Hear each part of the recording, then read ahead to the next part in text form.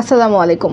স্বাগত জানাচ্ছি BD channel for রাতের সংবাদে। সাথে আছে আমি লৌরা চৌধুরী। শুরুতে আলমগীর হোসেন সিটি সংবাদ শিরোনাম।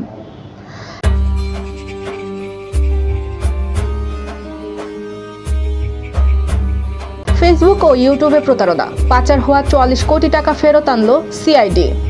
নান্দাইলে সরকারি রাস্তা কেটে পুকুর খনন, এলাকাবাসীর ক্ষোভ। হাম রোগে আক্রান্তদের কার্যকরী চিকিৎসার ব্যবস্থার দাবি গণতন্ত্রী পার্টির। ময়মনসিংহ মেডিকেল কলেজ হাসপাতালে ১২ দিনে হাম আক্রান্ত ১০৬ রোগী ভর্তি, ৫ শিশুর মৃত্যু। অভিনেতা রাহুলের আকস্মিক মৃত্যু, স্ত্রী প্রিয়াঙ্কার অনুরোধ। ইরানের ক্ষেপণাস্ত্র হামলায় জ্বলছে ইসরায়েলের গুরুত্বপূর্ণ তেল শোধনাগার। ক্রীড়া ভাতা কার্যক্রমের উদ্বোধন প্রধানমন্ত্রী। শুনছিলেন আলমগীর হোসেন সিটি সংবাদ শিরোনাম। এবার সিটিলে বিস্তারিত।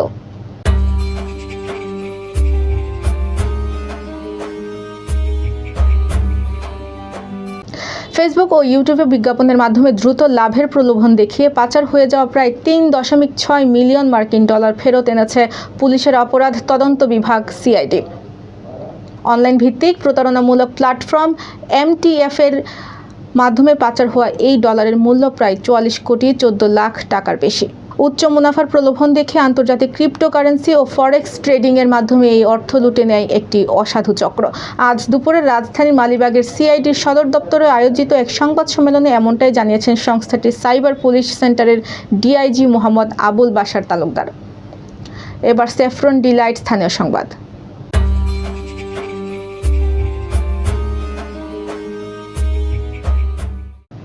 ময়মনসিংহের নান্দাইলে উপজেলার গাঙ্গাইল ইউনিয়নের মধ্য গয়েশপুর গ্রামের স্ত্রী স্বপন চন্দ্র সরকারের বিরুদ্ধে গ্রামীণ সরকারি হালটের রাস্তা কেটে পুকুর খননের গুরুতর অভিযোগ পাওয়া গেছে।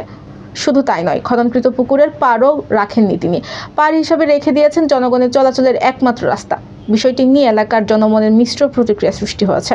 আজ সরেজমিনে প্রদর্শনে দেখা গেলে গাঙ্গাইল ইউনিয়ন ভূমি অফিস সংলগ্ন ৩ রাস্তার মোড় থেকে গাঙ্গাইল বাজারের রাস্তার স্বপন চন্দ্র সরকারের বাড়ির সামনে রাস্তা কেটে পুকুর খনন করা হচ্ছে। তবে পুকুরের কোনো পাড় না রেখে ওই রাস্তাকে পাড় বানিয়ে খারাপভাবে খনন করছেন অভিযুক্ত স্বপন চন্দ্র সরকার।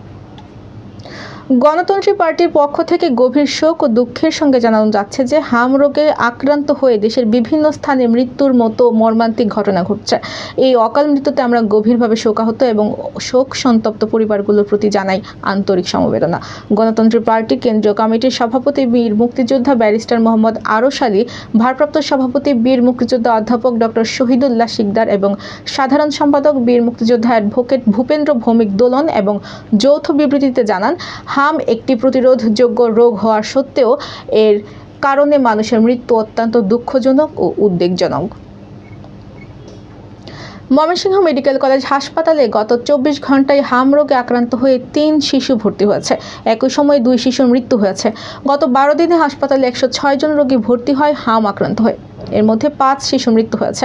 চলতি মাসের মাঝামাঝি থেকে হাম আক্রান্ত রোগীর সংখ্যা বাড়তে শুরু করে। আশঙ্কাজনক হারে বাড়ছে আক্রান্ত রোগে। আশপাশের জেলাগুলো থেকেও শিশুদের ভর্তি করা হচ্ছে এ হাসপাতালে। এবার বেলিফুল ক্যাফে অ্যান্ড রেস্টুরেন্ট বিনোদন সংবাদ।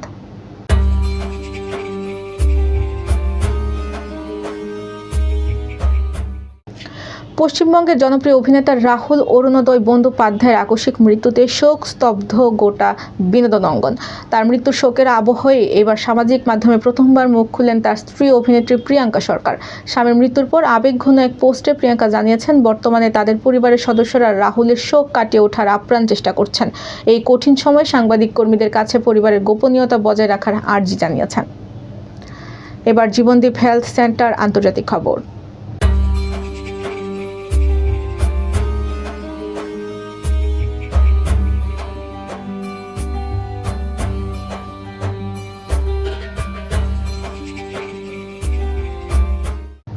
ইসরায়েলের উত্তরাঞ্চলীয় বন্দর নগরী হাইফাতে ব্যাপক ক্ষেপণাস্ত্র হামলা চালিয়েছে ইরান। সোমবার চালানো এই হামলায় শহরের শিল্পাঞ্চলে অবস্থিত গুরুত্বপূর্ণ বাজান তেল শোধনাগারে ব্যাপক ক্ষয়ক্ষতি হয়েছে।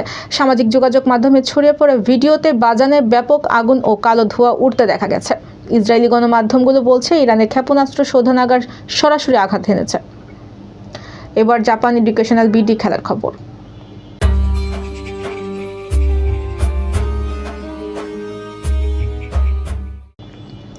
খেলোয়াড় থাকা অবস্থায় কোনো রাজনৈতিক দলের সদস্য না হওয়ার জন্য খেলোয়াড়দের প্রতি আহ্বান জানিয়েছেন প্রধানমন্ত্রী তারেক রহমান। তিনি বলেছেন, পেশাদার খেলোয়াড়রা কোনো দল বা গোষ্ঠীর প্রতিনিধি নয়, তারা দেশের প্রতিনিধিত্ব করবে তাদের ক্রীড়া নৈপুণ্যের মাধ্যমে। আজ যুব ও ক্রীড়া মন্ত্রণালয়ে আয়োজিত ক্রীড়া ভাতা প্রদান কার্যক্রমের উদ্বোধন এবং আন্তর্জাতিক প্রতিযোগিতায় পদকপ্রাপ্ত খেলোয়াড়দের ক্রীড়া কার্ড ও পুরস্কার প্রদান অনুষ্ঠানে তিনি এ আহ্বান জানান। দর্শক, সংবাদ শেষ করার আগে ম্যাপেল ইন্টারন্যাশনাল স্কুল সংবাদ শিরোনামগুলো আরও একবার।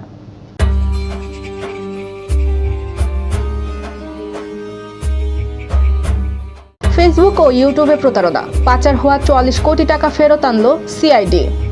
নান্দাইলে সরকারি রাস্তা কেটে পুকুর খনন, এলাকাবাসীর ক্ষোভ।